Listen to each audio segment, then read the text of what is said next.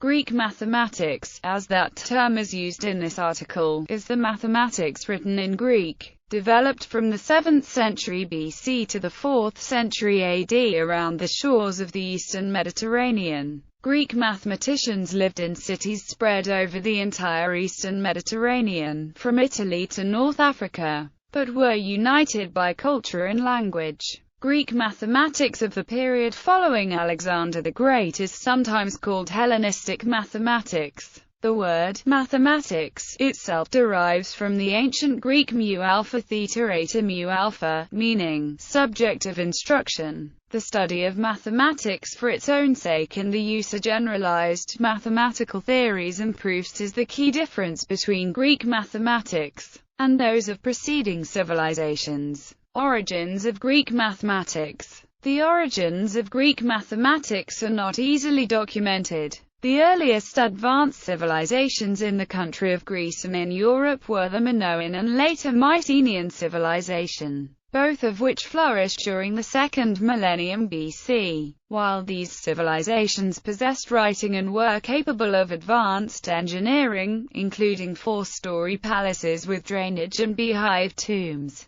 they left behind no mathematical documents. Though no direct evidence is available, it is generally thought that the neighboring Babylonian and Egyptian civilizations had an influence on the younger Greek tradition. Between 800 BC and 600 BC, Greek mathematics generally lagged behind Greek literature, and there is very little known about Greek mathematics from this period, nearly all of which was passed down through later authors. Beginning in the mid-4th century BC, Classical period. Historians traditionally place the beginning of Greek mathematics proper to the age of Thales of Miletus. Little is known about the life and work of Thales, so little indeed that his date of birth and death are estimated from the eclipse of 585 BC, which probably occurred while he was in his prime. Despite this, it is generally agreed that Thales is the first of the 7 wise men of Greece.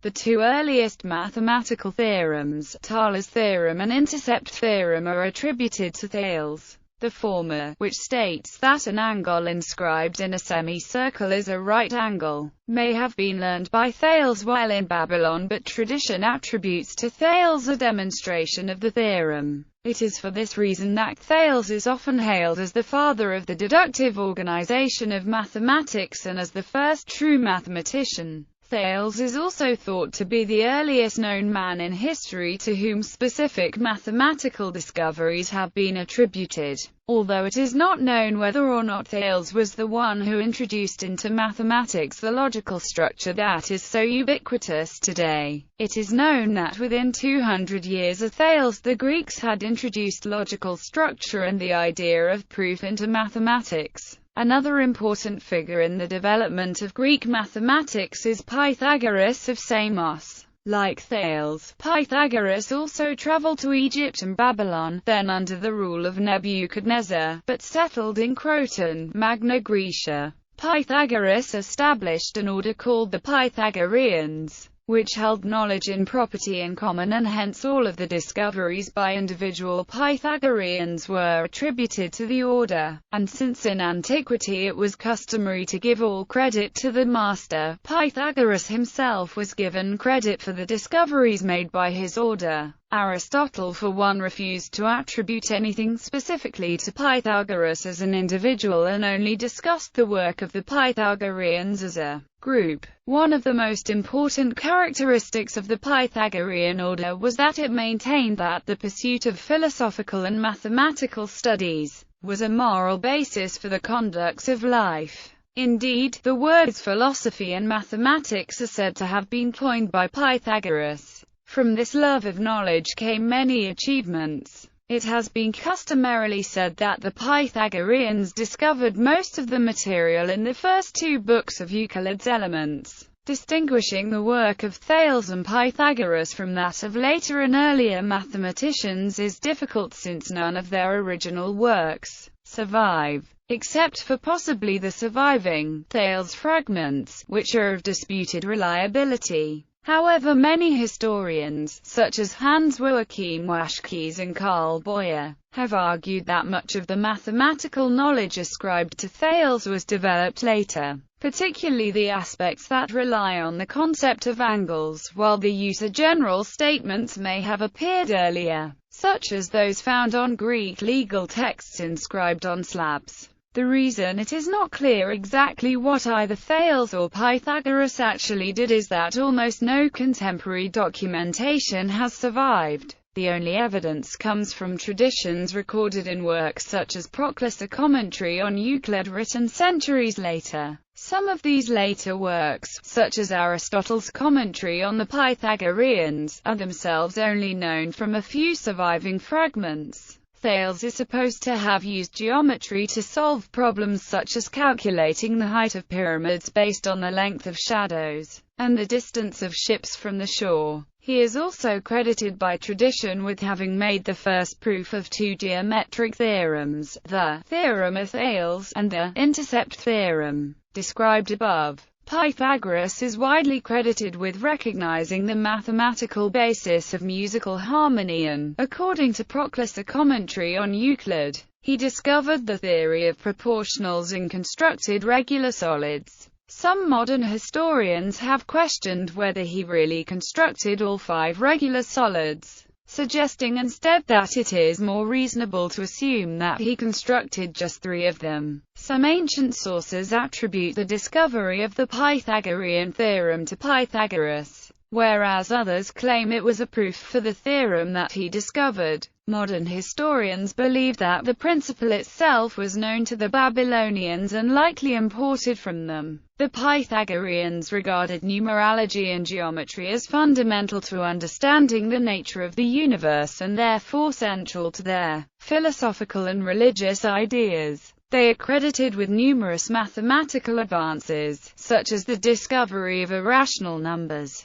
Historians credit them with a major role in the development of Greek mathematics into a coherent logical system based on clear definitions and proven theorems that was considered to be a subject worthy of study in its own right, without regard to the practical applications that had been the primary concern of the Egyptians and Babylonians. Hellenistic. The Hellenistic period began in the 4th century BC with Alexander the Great's conquest of the eastern Mediterranean, Egypt, Mesopotamia, the Iranian plateau, Central Asia, and parts of India, leading to the spread of the Greek language and culture across these areas. Greek became the language of scholarship throughout the Hellenistic world, and Greek mathematics merged with Egyptian and Babylonian mathematics to give rise to a Hellenistic mathematics. The most important center of learning during this period was Alexandria in Egypt, which attracted scholars from across the Hellenistic world, mostly Greek and Egyptian, but also Jewish, Persian, Phoenician and even Indian scholars. Most of the mathematical texts written in Greek have been found in Greece, Egypt, Asia Minor, Mesopotamia, and Sicily. Archimedes was able to use infinitesimals in a way that is similar to modern integral calculus. Using a technique dependent on a form of proof by contradiction, he could give answers to problems to an arbitrary degree of accuracy, while specifying the limits within which the answer lay. This technique is known as the method of exhaustion, and he employed it to approximate the value of pi in the quadrature of the parabola. Archimedes proved that the area enclosed by a parabola in a straight line is 4/3 times the area of a triangle with equal base and height. He expressed the solution to the problem as an infinite geometric series, whose sum was 4/3.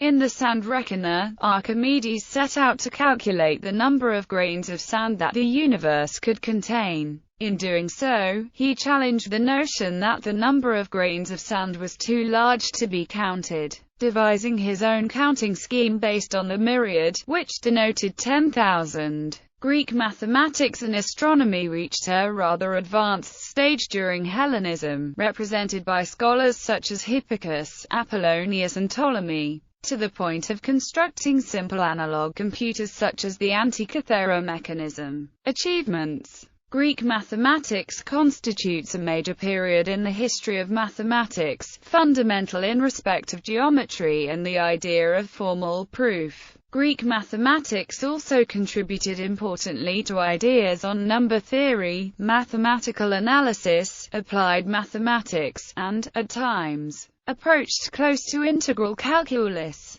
Euclid, Florida, 300 BC, collected the mathematical knowledge of his age in the Elements, a canon of geometry and elementary number theory for many centuries. The most characteristic product of Greek mathematics may be the theory of conic sections, largely developed in the Hellenistic period. The methods used made no explicit use of algebra, nor trigonometry. Eudoxus of Cnidus developed a theory of real numbers strikingly similar to the modern theory developed by Dedekind, who indeed acknowledged Eudoxus's inspiration, transmission and the manuscript tradition. Although the earliest Greek-language texts on mathematics that have been found were written after the Hellenistic period, many of these are considered to be copies of works written during and before the Hellenistic period. The two major sources are Byzantine codices written some 500 to 1500 years after their originals, Syriac or Arabic translations of Greek works and Latin translations of the Arabic versions. Nevertheless, despite the lack of original manuscripts,